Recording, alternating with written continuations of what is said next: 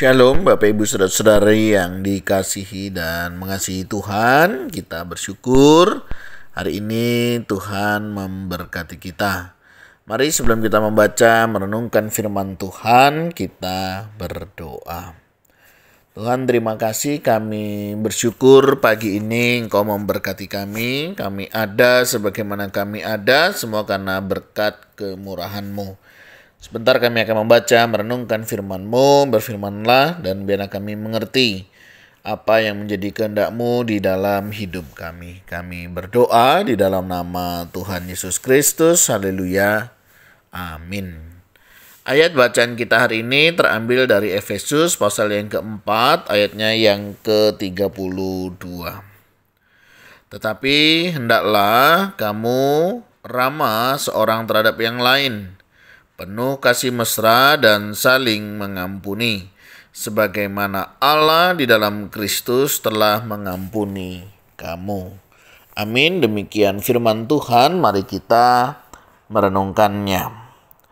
Bapak Ibu Saudara yang dikasihi dan mengasihi Tuhan, dalam kehidupan ini kita sering kali diperhadapkan pada situasi yang memicu adanya ketegangan dan konflik.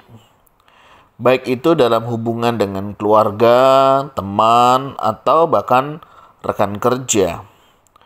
Perasaan terluka dan kesal bisa datang kapan saja. Nah, kita bersyukur firman Tuhan hari ini akan menolong kita dan mengajarkan kita untuk bagaimana kita menyingkapi semua ini dengan kasih dan pengampunan yang daripada Tuhan. Nah, kalau kita tadi membaca dikatakan hendaklah kamu ramah seorang terhadap yang lain. Nah, Bapak Ibu Saudara berbicara tentang kata ramah atau ramah tamah, mengingatkan kita untuk selalu memiliki sikap yang baik terhadap orang lain. Nah, dalam dunia yang kadang penuh dengan kebencian dan ketidakharmonisan, menjadi pribadi yang ramah adalah cara kita mencerminkan kasih Allah. Hal ini berarti tidak hanya bersikap baik ketika semuanya baik-baik saja, tetapi juga di saat-saat sulit sekalipun kita tetap bisa berbuat baik. Nah, ini bagian yang pertama Bapak Ibu Saudara. Bagaimana kita meresponnya? Ya, mari kita memiliki sikap ramah yaitu terhadap yang lain. Jadi ini penting ya untuk membangun satu situasi kondisi yang menjadi lebih baik. Nah, yang kedua, selain menjadi orang yang ramah, dikatakan penuh kasih mesra. Kasih mesra dapat dipahami sebagai kasih yang tulus, yang mengalir dari hati yang penuh kebaikan. Kita percaya bahwa Tuhan kita memanggil kita untuk meneladani kasih-Nya yang begitu besar kepada kita.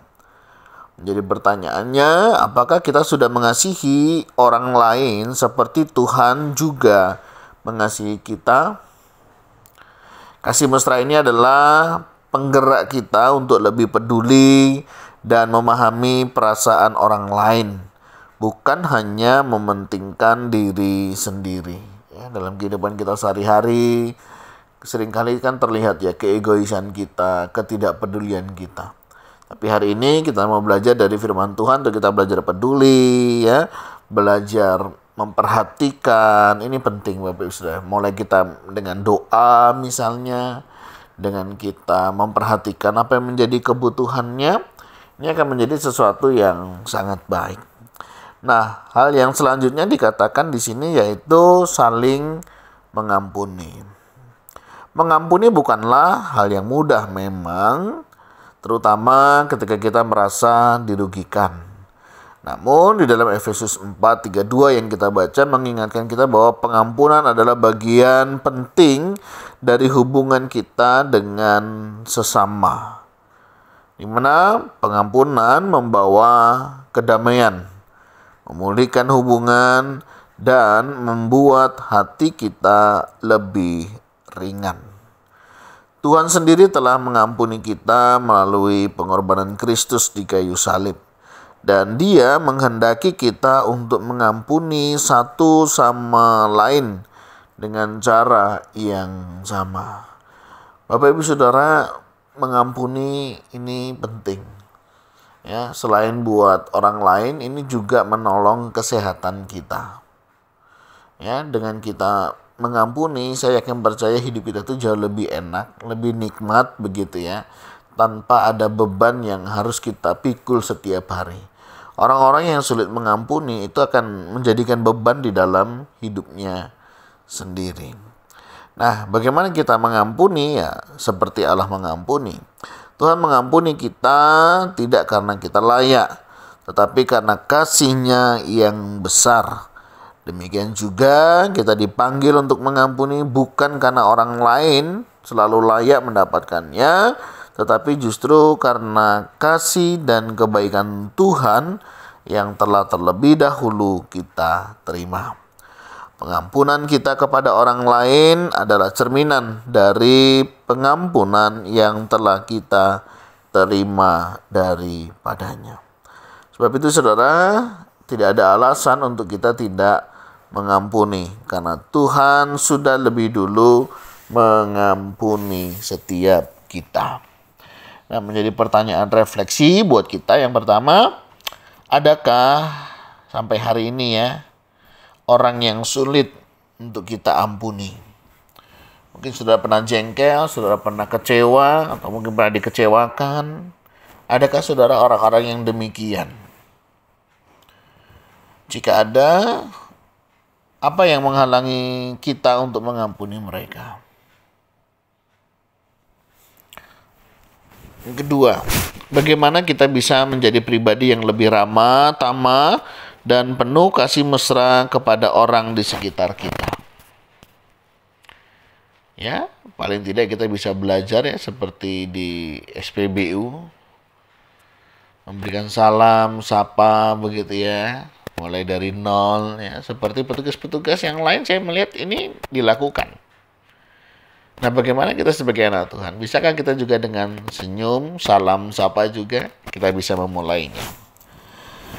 Apa langkah konkret yang bisa kita ambil untuk menyelesaikan konflik atau ketegangan yang ada dalam hubungan kita? Jika ada konflik atau ketegangan di dalam diri kita, mari kita coba selesaikan sehingga tidak ada hal-hal yang menegangkan di dalam relasi kita, dan semoga semuanya menjadi relasi yang lebih baik. Tuhan, terima kasih. Kami bersyukur atas kasih-Mu yang tak terbatas. Terima kasih karena Engkau telah mengampuni setiap dosa pelanggaran kami melalui Kristus. Ajari kami ya Tuhan untuk mengampuni seperti Engkau mengampuni kami. Penuhi hati kami dengan kasih mesra dan kerendahan hati, agar kami dapat hidup berdamai dengan orang lain. Kami berdoa ya Tuhan, di dalam nama Tuhan Yesus Kristus. Haleluya. Amin. Kiranya renungan ini dapat menjadi berkat dan penyegaran dalam hubungan kita dengan Tuhan dan sesama. Tuhan Yesus memberkati kita sekalian. Shalom.